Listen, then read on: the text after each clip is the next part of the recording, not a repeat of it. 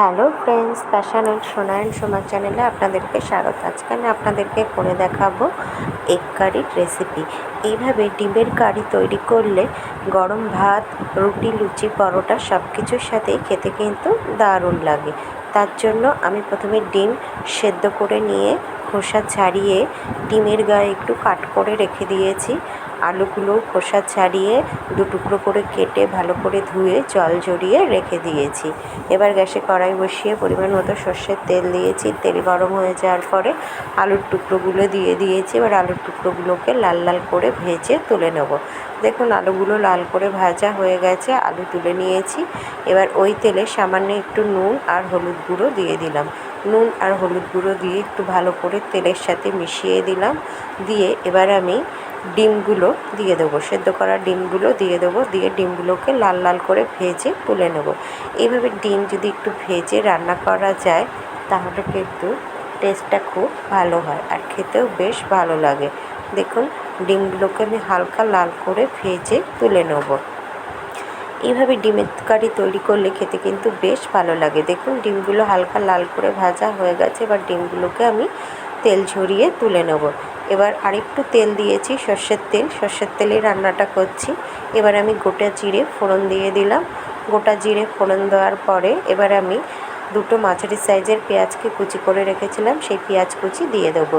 পেঁয়াজ কুচিটাকে হালকা ব্রাউন করে ভেজে নেব। পেঁয়াজটা যদি হালকা ব্রাউন করে ভেজে রান্না করা যায় তাহলে ডিমের কারির টেস্টটা খুব ভালো হবে। তাই পেঁয়াজটাকে একটু হালকা ব্রাউন করে আমাদের ভেজে নিতে হবে। দেখুন পেঁয়াজে হালকা ব্রাউন কালার চলে এসেছে। এবার আমি একটা বড় সাইজের পেঁয়াজকে মিক্সিতে পেস্ট করে রেখেছিলাম, সেই পেঁয়াজ পেস্টটা দিয়ে দেবো, পেঁয়াজ বাটাটা দিয়ে দেবো।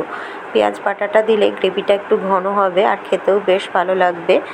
আমি একটা বড় সাইজের পেঁয়াজ বাটা দিয়ে দিচ্ছি। এবার আমি দেব বেশ কিছুটা পরিমাণে আদা রসুন বাটা। 1 টেবিল চামচ আদা আর 1 টেবিল স্পুন রসুন আমি দিয়ে দিলাম। দুটো একসাথেই আমি বেটে রেখেছিলাম, সেটা 1 টেবিল স্পুন দিয়ে দিলাম। আদা রসুন বাটাটাকেও পেঁয়াজ বাটার সাথে আর পেঁয়াজ কুচির সাথে খুব ভালো করে মিশিয়ে দেব। মশলা যত ভালো কষানো হবে ততই কিন্তু রান্নার টেস্টটা ভালো হবে। এই পেঁয়াজ আদা রসুনের কাঁচা গন্ধ চলে যাওয়া পর্যন্ত আমাদের একটু ভালো করে ভেজে নিতে হবে। এবার আমি একটা মাঝারি সাইজের টমেটোকে কুচি করে রেখেছি, সেই টমেটো কুচিটাও দিয়ে দেবো।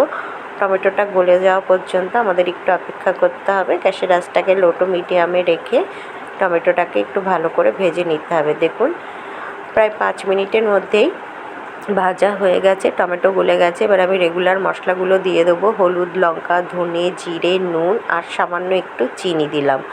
আর একটু জল দিয়ে মশলাটাকে খুব ভালো মতো কষিয়ে নেব। যতক্ষণ না তেল উপরে উঠে আসবে ততক্ষণ পর্যন্ত আমি কিন্তু মশলাটাকে খুব ভালো মতো কষিয়ে নেব। আর মশলা যত ভালো কষানো হবে রান্নার টেস্টটা তত বেশি ভালো হবে।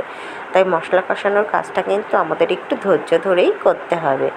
দেখুন প্রায় 10 মিনিট মতো মশলাটাকে কষিয়ে নিয়েছি, তেল উপরে উঠে এসেছে। এবার আমি ভেজে রাখা আলুর টুকরোগুলো দিয়ে দেবো।